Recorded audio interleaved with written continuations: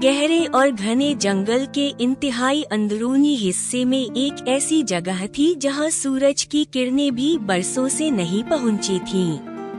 वहां हमेशा गहरा अंधेरा छाया रहता था। इस तारीख खित्ते में कुछ परिंदे और छोटे जानवर रहते थे जिन्होंने कभी सूरज की रोशनी नहीं देखी थी। वो हमेशा ठंड, नमी और अंधेरे में रहते। उनके रंग फीके पड़ गए थे और उनकी आंखों में जिंदगी की चमक गायब हो चुकी थी। इस जंगल के रोशन हिस्से में चांदनी नामी एक छोटी सी सफेद चिड़िया रहती थी।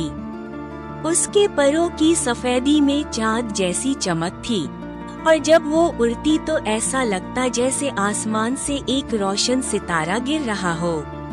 चांदनी बहुत खुश थी। वो सुबह सवेरे उठती, सूरज के सामने अपने परों को फैलाती और पूरा दिन खुशी से गुनगुनाती रहती। एक दिन चांदनी ने अपने से बड़े परिंदों से पूछा, आप लोग हमेशा इस रोशन इलाके में क्यों रहते हैं? एक बूढ़े तोते ने जवाब दिया, बेटा, जंगल का एक हिस्सा ऐसा भी है जहां सूरज की रोशनी कभी नहीं पहुंचती। वहां के रहने वाले हमेशा अंधेरे में रहते हैं।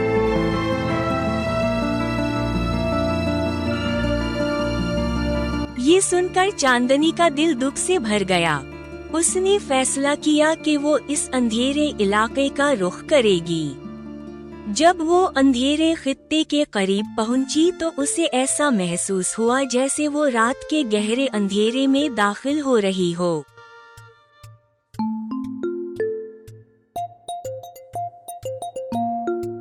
दरख्त बेजान और सूखे हुए थे, फूल मुरझाए हुए थे और परिंदे खामोशी से बैठे थे।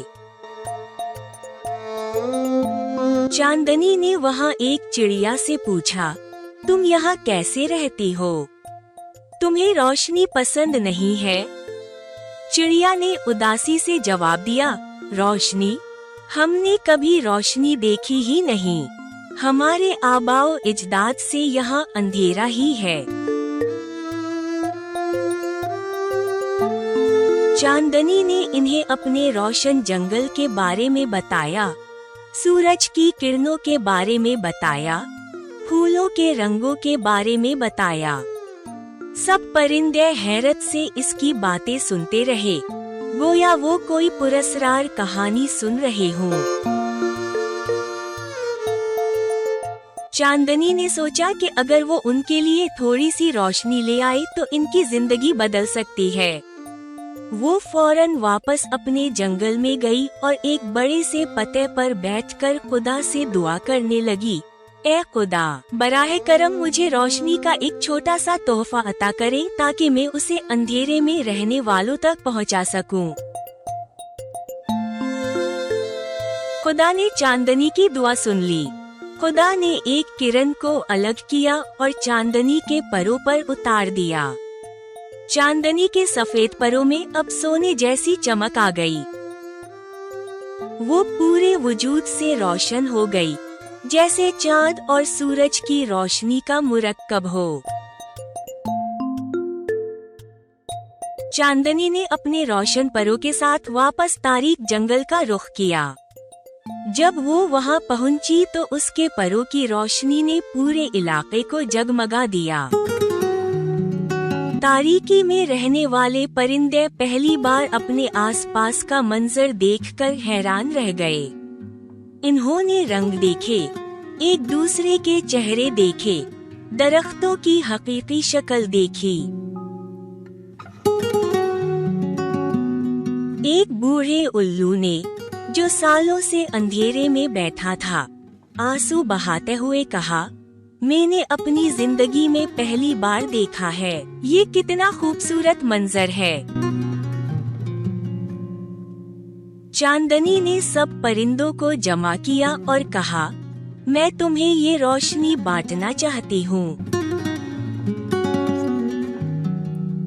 उसने अपने परों को हिलाया तो चमकदार जर्रात हवा में बिखर गए।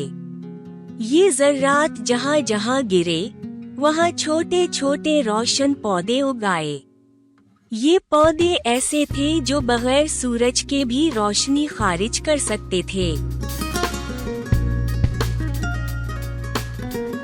चांदनी ने हर परिंदे को एक एक रोशन पौधा दिया और कहा, अपने घोंसलों के करीब ये पौधे लगाओ, ये तुम्हें हमेशा रोशनी देंगे।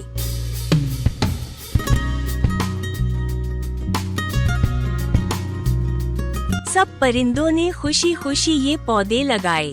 कुछ ही दिनों में तारीक जंगल का मंजर ही बदल गया। अब वहाँ हल्की सी रोशनी फैली हुई थी। परिंदों के रंग वापस आ गए।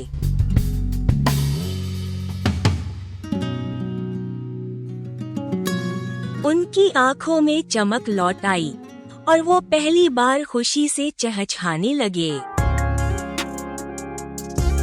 चांदनी रोजाना वहाँ जाती और अपने परों से मजीद रोशनी के जर्रात बांटती। आहिस्ता आहिस्ता तारीक जंगल का नाम ही बदल गया।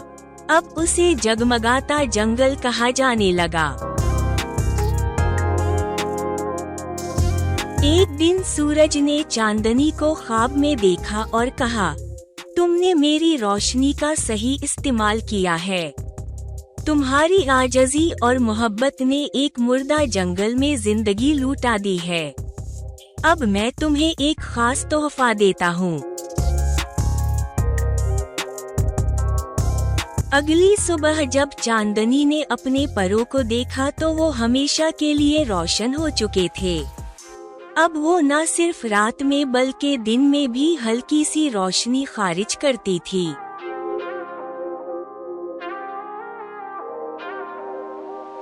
चांदनी की इस कुर्बानी और दरिया दिली ने पूरे जंगल में अमन और खुशी फैला दी। अब छोटे और बड़े, रोशन और तारीक इलाके के परिंदे मिलजुल कर रहते थे। चांदनी ने साबित किया कि सच्ची दौलत वो नहीं जो हमारे पास हो, बल्कि वो है जो हम दूसरों को बांटें।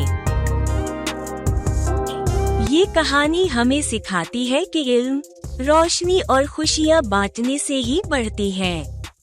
चांदनी की तरह हमें भी अपनी निमतों को दूसरों के साथ बांटना चाहिए। अगर हमारे पास इल्म है तो इसे दूसरों तक पहुँचाएं। अगर हमारे पास खुशी है तो इसे दूसरों में बांटें। यही असल इंसानियत है। दोस्तों, कहानी अच्छी लगी हो तो वीडियो को लाइक और चैनल को सब्सक्राइब करना ना भूलें। हमेशा खुश रहें, अपना और अपनों का ख्याल रखें। अल्लाह हाफिज।